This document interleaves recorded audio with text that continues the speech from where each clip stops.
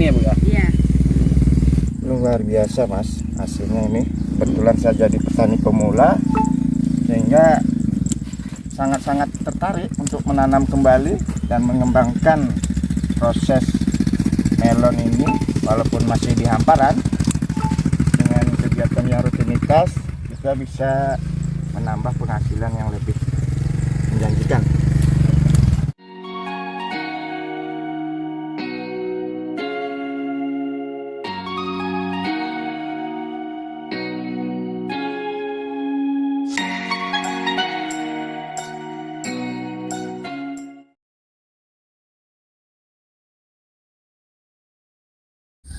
Halo Sobat Tani, jumpa lagi dengan kami Mandias Channel. Kali ini, pada video pagi ini kita akan coba berbincang-bincang dengan salah satu petani yang ada di Lampung Selatan. Petani ini cukup menginspirasi kawan-kawan di sini dalam berbudidaya melon. Karena selama beliau berbudidaya melon mendapatkan hasil yang bisa dibilang sangat memuaskan. Untuk lebih jelasnya, mari kita sambangin orangnya. Let's go.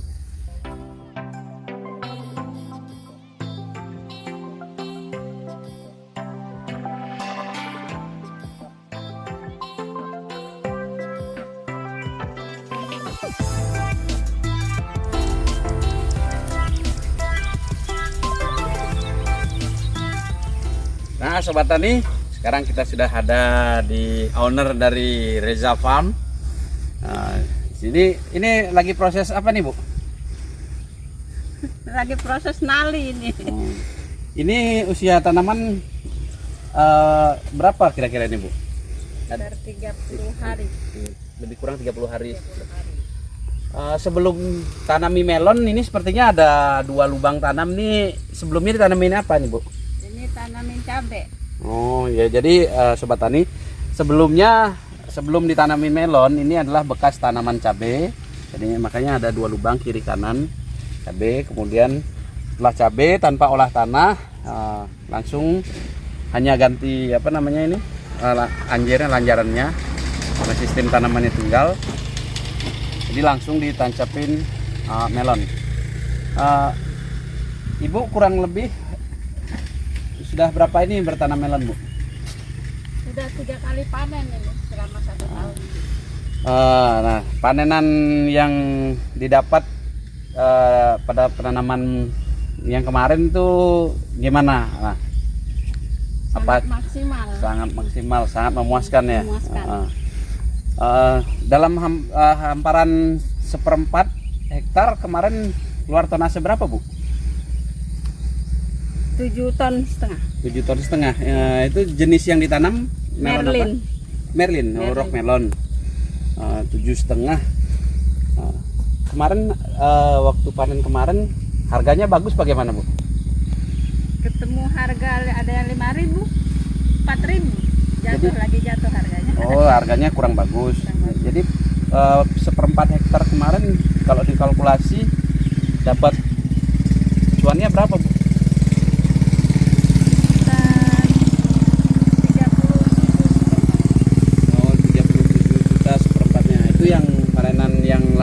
Ini ya Bu ya? Iya. Kalau yang sebelumnya ada ini panenan yang ini, yang sebelum yang di sini tanam yang apa jenis yang tanam apa kemarin? Sama aja Merlin. Merlin juga. Iya. Luasan berapa kemarin Bu? Apa? Luasan berapa? Setengah hektar. Setengah hektar populasi kurang lebih mungkin 4.000 ya, hampir 4.000 ya. 4.000. Iya, 4.000. Tonase kemarin berapa? Dapat 16 ton. Tonase 16 ton berarti setengah hektarnya lebih bagus yang di sana lagi ya. Iya. Berarti 8 ton per 1/4-nya. Iya. Kalau harga kemarin? Harga kurang bersahabat yang bisa. Tapi dengan harga yang bisa dibilang rendah, artinya ya kurang bagus lah harganya. Apa masih ada margin sisa ini dari modal? Ada sisa. Jadi kesimpulan Ibu untuk budidaya melon ini sebenarnya cukup menjanjikan ya? Menjanjikan sekali.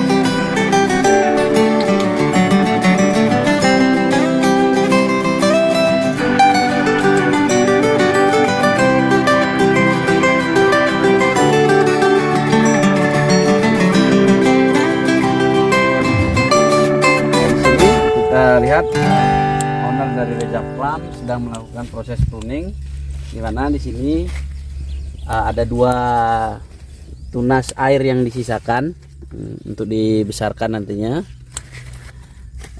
Nah, ini perlu dijelaskan lagi, lahan ini sebulan yang lalu kita di sini panen melon jenis rock melon Merlin tanpa olah lahan lagi, di lubang tanam yang sama. Nah, ini ya bekas kita panen kemarin. Di lubang tanam yang sama kita tanamin lagi. Kali ini kita tanam jenis Gracia dari panah merah. Sejauh ini kita lihat perkembangan, kalau usia tanaman ini kurang lebih 20 hari. Perkembangannya sejauh ini luar biasa bagus. Nah, untuk lahan yang termasuk kategori janda kalau istilah petani sekarang, seharusnya ini tanaman ini sudah di sulurnya ini seharusnya sudah naik, tapi karena kita lagi kekurangan tenaga kerja, tenaga kerjanya di sini sangat susah, jadi tanaman ini belum sempat dinaikkan sulurnya.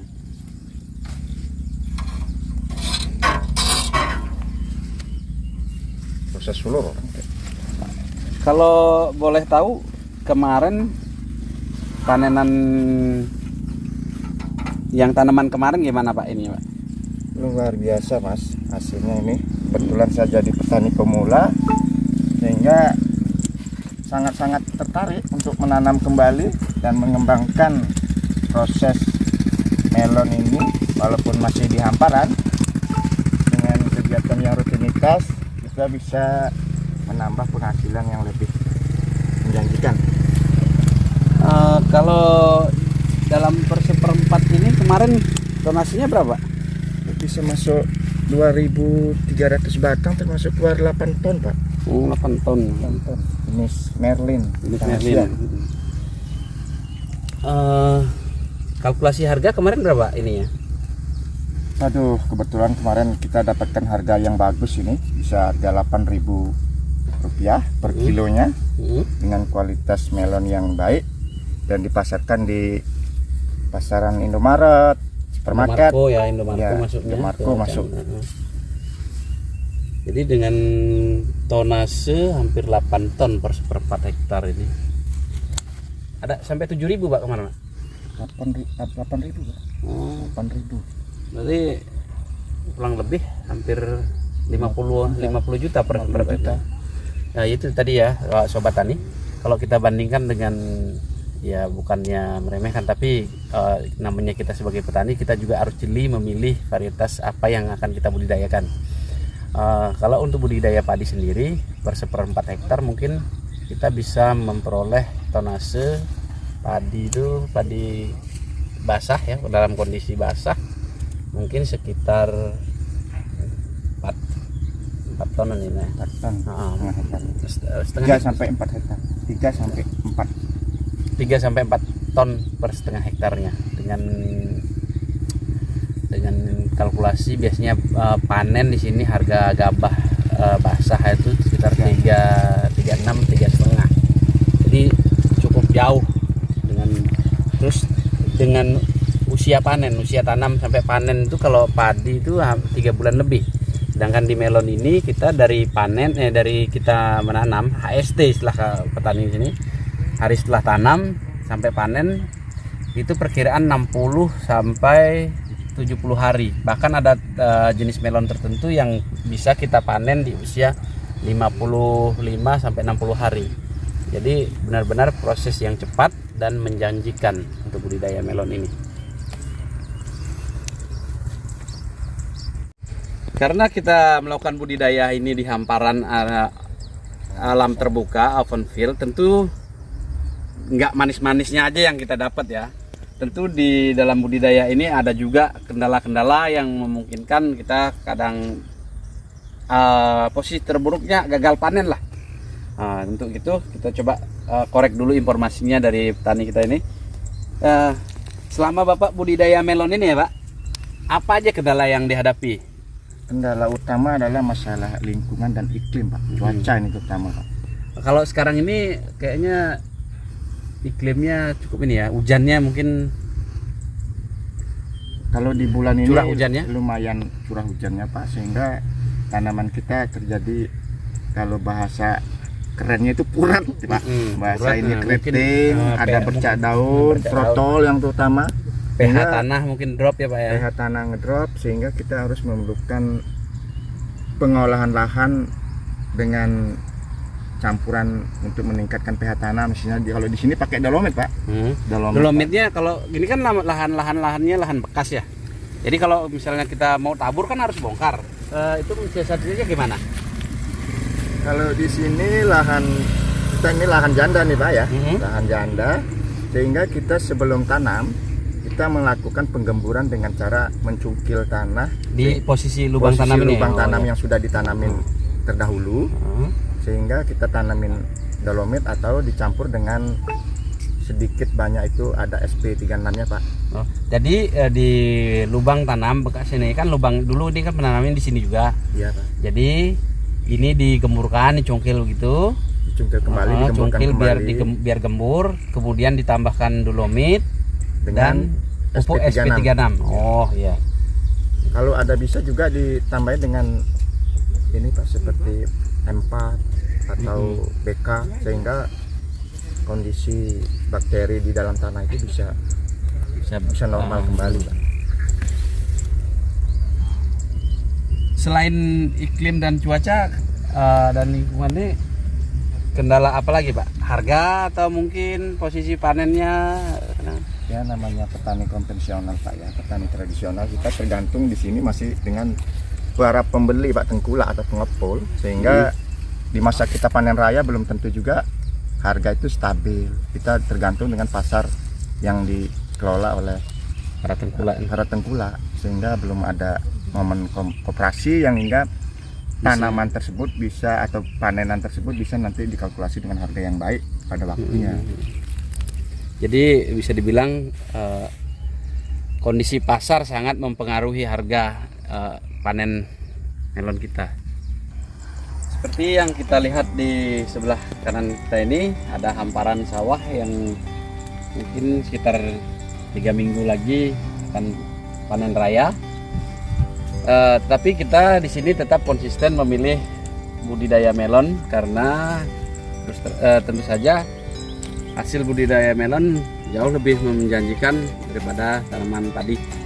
Tetapi dengan hasil yang lebih menjanjikan tentu mempunyai resiko yang lebih besar pula. Di sini kita lihat pemilik dari Reza Farm sedang melakukan proses pruning. Demikian tadi bincang-bincang kami dengan owner dari Reza Farm. Semoga apa yang kami sampaikan di sini bisa memacu generasi muda, memotivasi generasi muda yang akhir-akhir ini minat bertani mereka sangat rendah. Semoga apa yang kami sampaikan benar-benar bisa bermanfaat untuk kita semua. Jangan lupa like, komen, dan share-nya untuk membantu berkembangnya channel ini. Petani Melon Jaya. Pada owner Reza Farm kami ucapkan terima kasih Pak atas waktunya. Semoga sukses budidaya melonnya, mendapatkan hasil yang berlimpah, dan tentunya harga jual yang menggiurkan. Ya, terima kasih atas doanya Pak dan supportnya.